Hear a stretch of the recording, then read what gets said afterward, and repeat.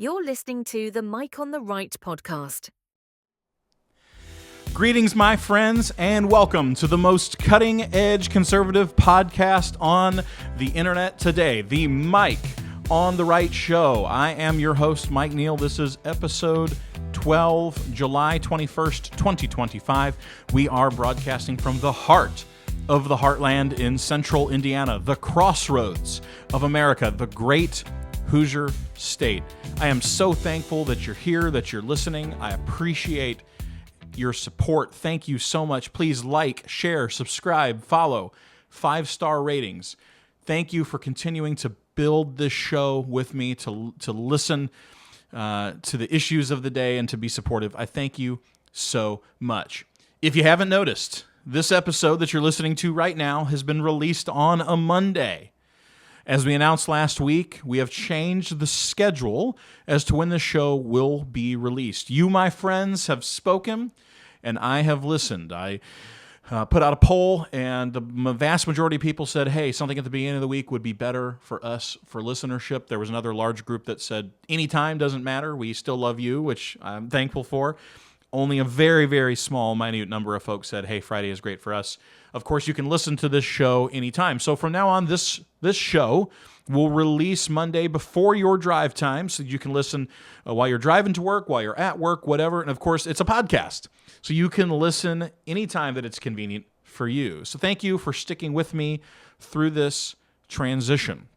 This is a pre-recorded show. We're not going to talk about a whole lot of news in this episode because I am recording this because our family, by the time you listen to this, by the time it is posted, we will be on vacation with family all across the United States that are joining us and some other family in Seattle, Washington. It's a big family event that we're kind of coalescing around.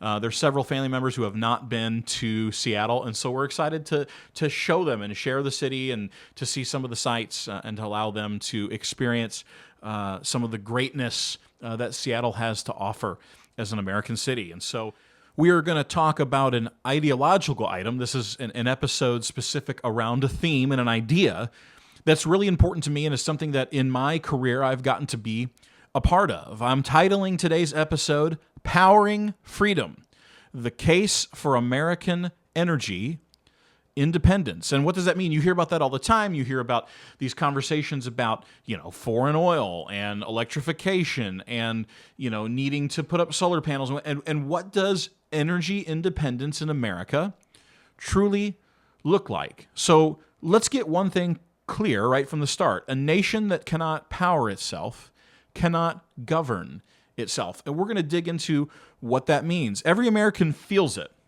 when gas prices spike, when utility bills climb, when heating costs rise in the winter.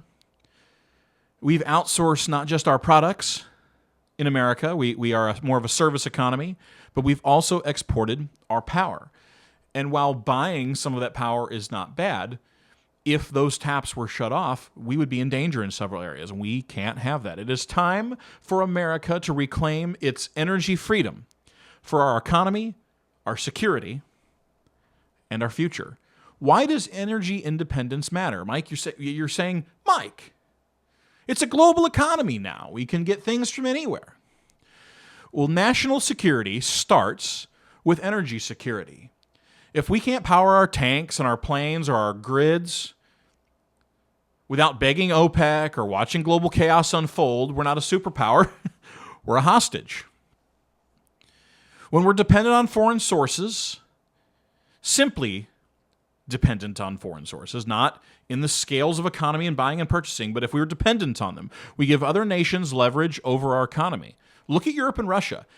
Look at the U.S. energy crisis in 1973. We've been there. We cannot let history repeat itself. Every time that the European Union wants to get tough on Russia, which they should, they are tied to Russian natural gas. And the Russians just say, oh, you're going to get tough on us? Well, Vladimir's going to go down here and pull that lever, and we're going to shut your gas off. And all the Europeans are like, please don't do it. Let's negotiate. They are under the thumb of thugs like Vladimir Putin. And it makes them less secure, less safe, and less of a global player in power. We're not saying don't import anything ever. We import all kinds of things in the economy, and energy is no different, especially when we can look for, prices shift and fluctuate when you're buying electric and you're buying natural gas and you're buying oil or you're buying liquefied natural gas, which comes over on ships. So in an economy, of course, you're buying and picking and choosing. But if things get shut off, or if prices spike, or if a war, or if whatever, and those taps get shut off or they get too expensive, we can open our taps and say, hey, we're lowering the price. We're energy independent. We don't need you. We'd be glad to work with you. We would be glad to purchase from you because it could still be good for our economy. But if you play games with us, we can shut you off. We're saying that we must be able to flip the switch ourselves when things go south, period. What are the foundations of energy independence? And I'm going to shock some folks, especially some of my conservative friends, but it's a all across the board, all inclusive energy strategy, all of the above. We need it all. We currently need coal and oil and natural gas and the future like hydrogen. We need electric and hydroelectricity. We need wind and solar as supplements to the system. We're going to talk about all those things. It's an all-inclusive piece. And we can't just be obstinate because we're conservatives. What we stand on is that the market has to move it, not regulatory bodies, not government who forces things upon us, especially when technologies are not prepared and ready. We must do it when the market moves. Coal and oil built this country, and we can't pretend that our current infrastructure doesn't run on these things. It doesn't run on unicorn dreams. It doesn't run necessarily on subsidies. We run on coal and oil and natural gas. Coal, in fact, is still about 16, 17% of the U.S. grid. And in some states, it's much higher. And when we force these coal plants to shut down before something else is ready, if there's a transition, we hurt ourselves. And Indiana is seeing it now. We're having trouble over these data centers, which are important to our economy and important to the economy of the world and the movement of data.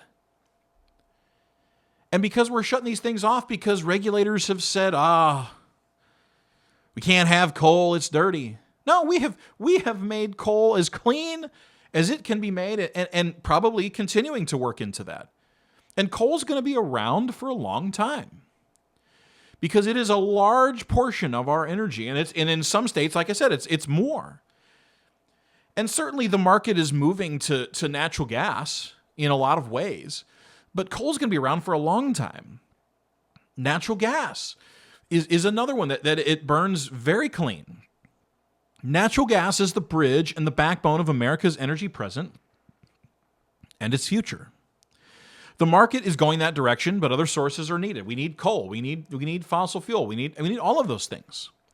It's abundant, and we're already building the infrastructure for it. All of our homes, many of our homes have natural gas. Natural gas transmission pipelines are all over the place. Again, the all of the above strategy. And natural gas is why U.S. emissions have declined even as the economy grew. It works. We're sitting on centuries of supplies, all these different reserves of natural gas. We're sitting on a lot of coal. We're sitting on a bunch of fossil fuels. And of course, we should do everything we can to protect the environment from unnecessary intrusion. But we also need to be smart. All that stuff in Alaska that we should be able to get a hold of without destroying the environment or the economy. It's all the above. If we lead with natural gas coupled with oil and coal, we can continue to keep prices low, we can protect our grid, and we can avoid the energy shock waves when global conflicts erupt. Let's talk about supplemental solutions. I am not anti-wind. I am not anti-solar. I am anti the government shoving it down our throats, thinking that they know better when the market's not ready and that battery technology is not ready and transmission is not always ready. Wind and solar have a role, but they are not the starting role, at least right now. And if technology gets better and the market moves us that way, then of course it will. But we're currently not there. They're intermittent. There's no sun, there's no power. There's no wind, there's no charging. That's not a serious plan for a large modern economy that's continuing to grow every day.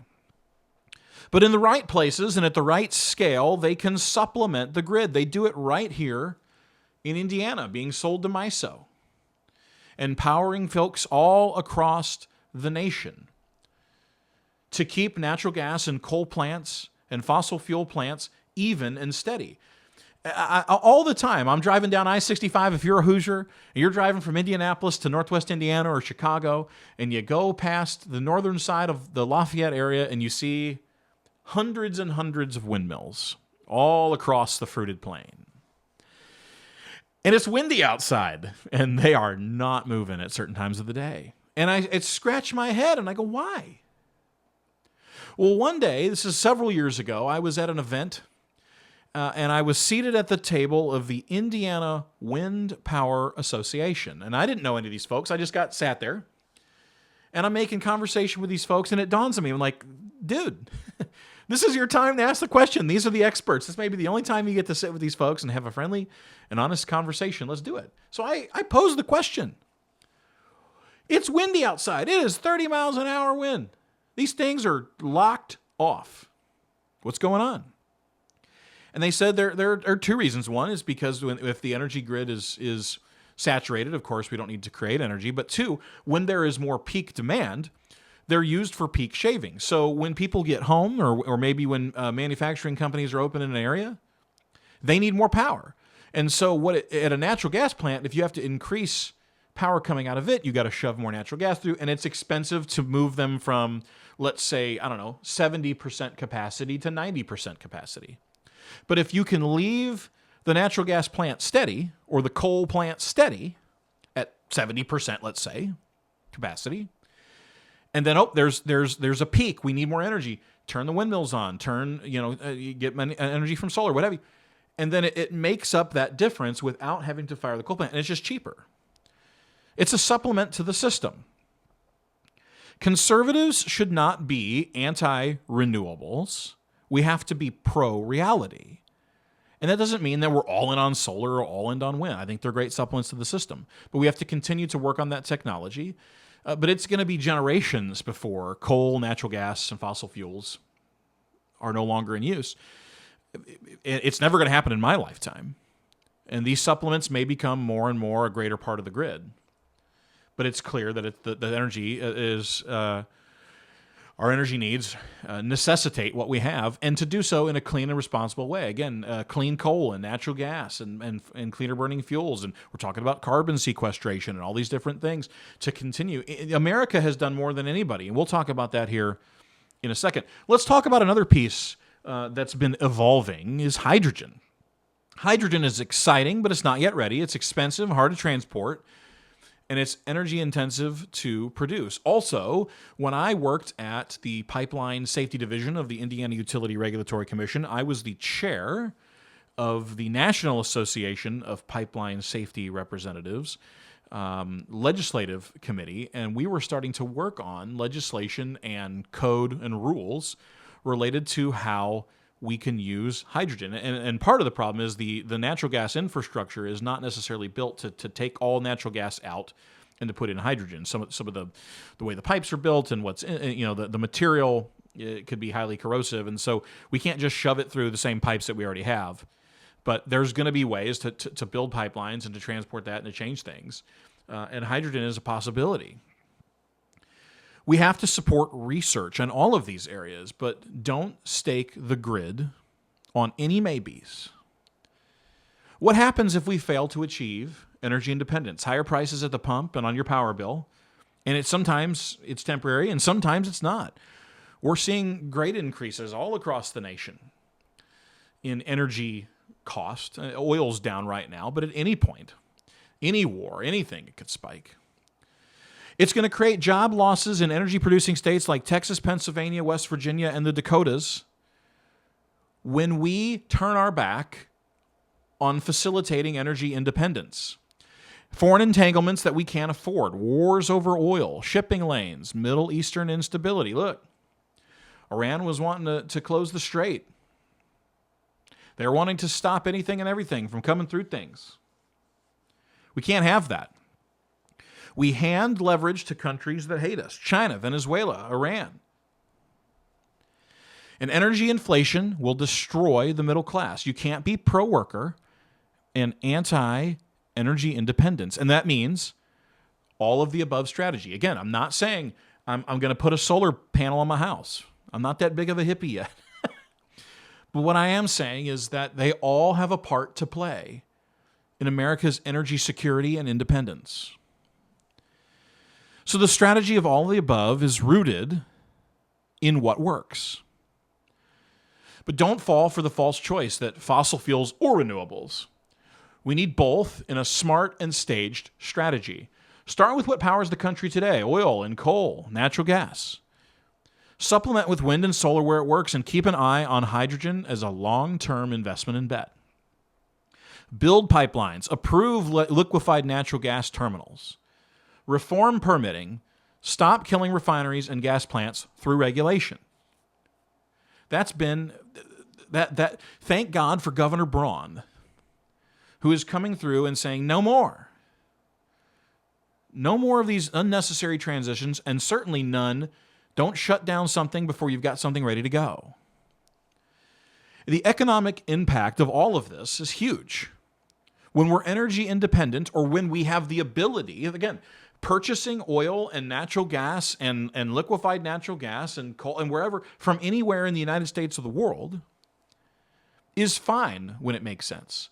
But if there are geopolitical problems across the world, or something's going on and we've got to shut it down, we've got to be able to turn our own taps on immediately. It can't be, we can do it in 5 years. We've got to be ready.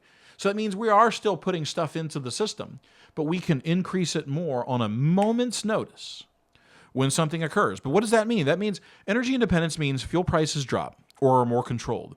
Electricity becomes more reliable and affordable, and American jobs stay in America. Energy independence and a sound above all of the above energy strategy is what fuels American power and independence. And inflation is easier to control because energy touches everything: shipping, farming, manufacturing, our homes.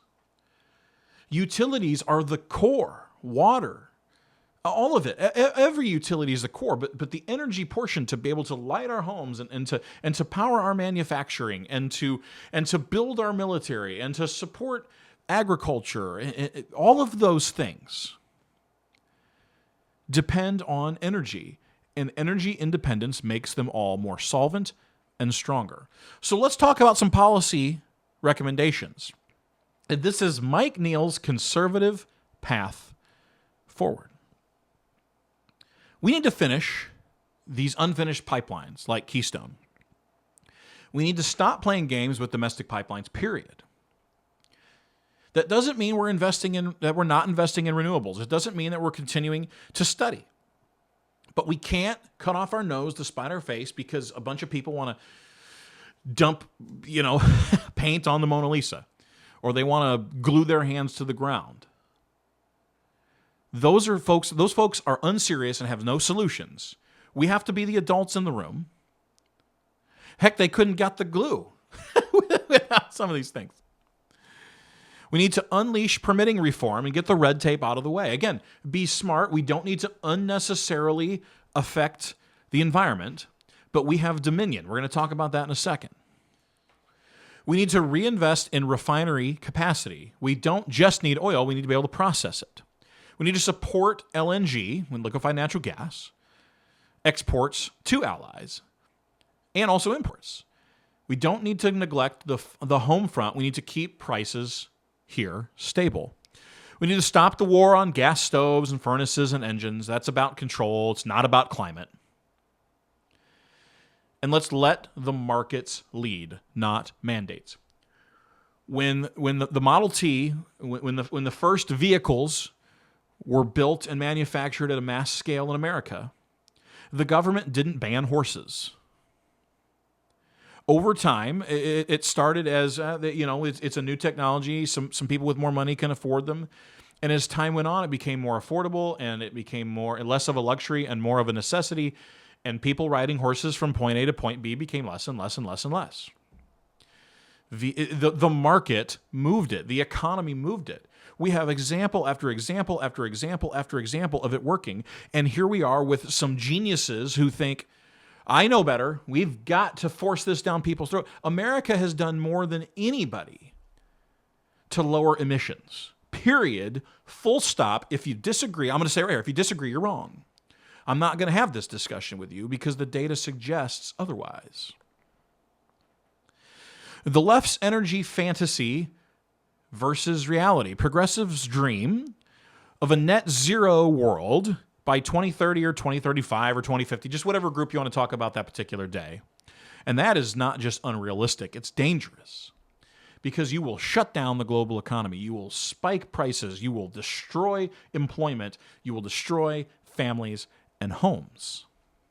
Shutting down power plants before we've built replacements is like tearing down a bridge while you're crossing it.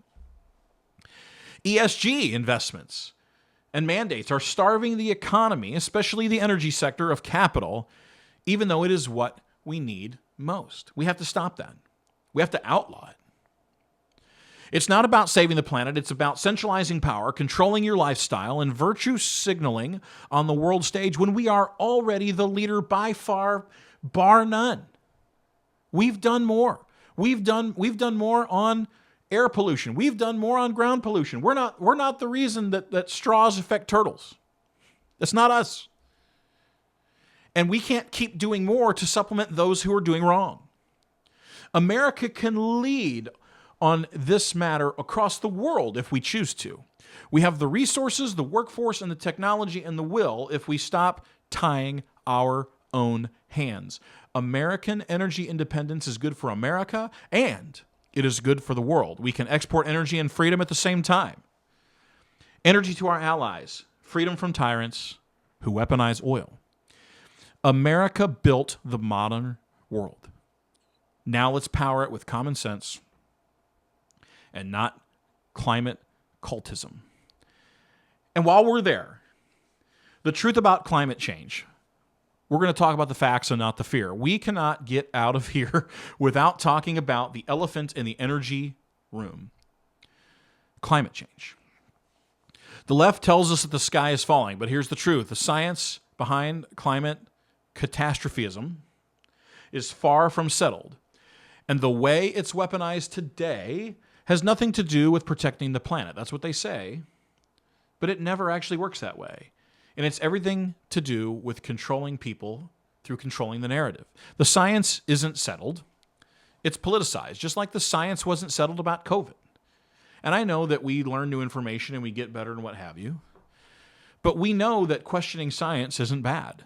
We've seen it time and time and time again. And every time we get to this point, that's like, you idiot conservatives, you hillbillies, all you do is just, the science says this and the science says that, and you're asking questions about it, and you can't do that. No, because it's the only thing that has changed science when people question the status quo. We should never rest on our laurels. We should never stop. We should always question and get the answers because it makes better health, better America, better energy, all of these things. The science is not settled.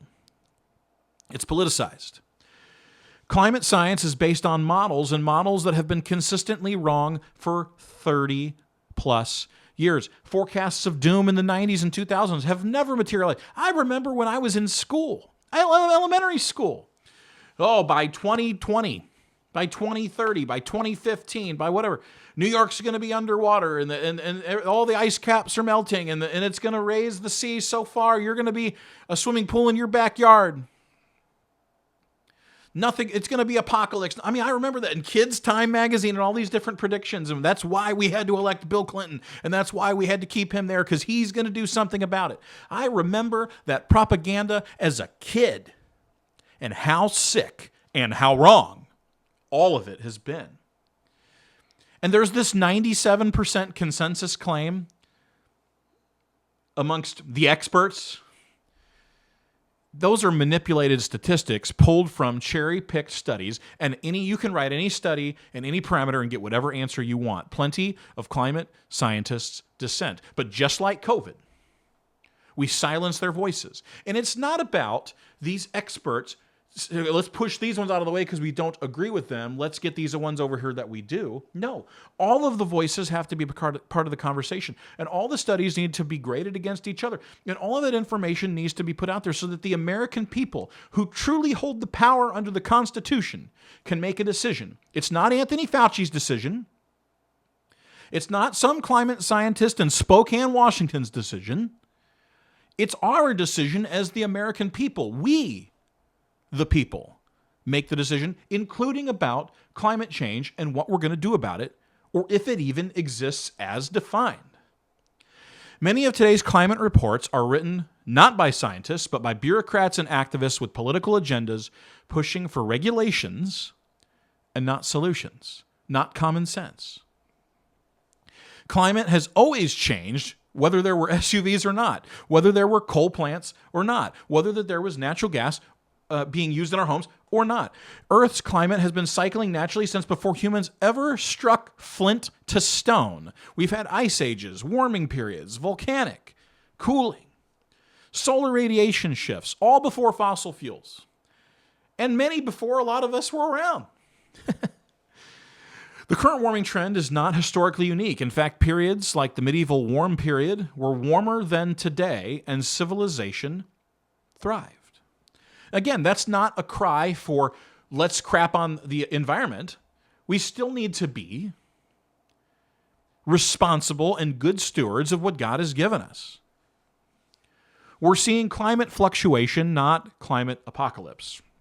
And America is already doing its part. I alluded to this before, but I want to get this in detail as we get ready to wrap up the show. The United States has led the world in emission reductions, thanks to not wind or solar, but to natural gas, clean coal, cleaner burning fossil fuels. On the other side of energy, not throwing straws in the water and not polluting the oceans. American companies innovate cleaner technologies every year without needing the boot of government mandates. Governments are to shepherd and to put the guardrails in, and the market is going to move us. It always has. It always has. The real polluters are China and India and the developing world. China emits more CO2 than the US, EU, and Japan combined. So no, we can continue to figure out how to make things cleaner, but I don't need to live in energy austerity because of what China is doing. They're still building plants of all kinds, natural gas and coal and whatever, but they're not doing it in a clean and responsible way like America is doing today. India, Indonesia, much of Africa are rapidly industrializing with little regard for emissions. Why? Part of it because they can't afford it. If you really want the UN to do something, it's invest in cleaner burning plants in these countries. That's what the UN could really do to help curb emissions if that's really their goal. But if climate change is a global crisis, why is the left only demanding the United States sacrifice? Why only Americans and letting China and letting Africa and all those off the hook? Invest there. Invest those international dollars there. As conservatives, we believe in stewardship. I believe it 100%. Genesis 1:28 says we've been given dominion over the earth. But what that means is it's not our right to destroy it, but to care for it responsibly and use it responsibly. That doesn't mean we pollute endlessly and needlessly. We preserve natural beauty. We protect the environment where it matters. But we don't worship the planet and cripple our economy and our lives and our God-given responsibilities in the name of fear. God gave us the resources under our feet for a reason, and we are called to use them wisely, not bury them under government red tape, foreign guilt, and anti-energy independence. The climate agenda isn't about the planet, it's about power. Net zero means net poverty, especially for the working class, higher gas bills, forced electric vehicle mandates, fewer jobs. Let the market move it. That's not about central planning. This isn't about central planning. It's about green cronyism and international control and other people telling us how to live and how to do. Climate change is the new COVID for the left, an excuse to regulate, dictate, and redistribute. But we must continue to fight against it. In closing, energy isn't just a policy, it's freedom, it's prosperity, it's security. Freedom isn't free. It runs on power, at least for this episode. If we want a strong America, a safe America, a prosperous middle class, We need to take back control of our energy destiny. It's time for leadership. It's time for independence. It's time to put America back in charge of America's energy.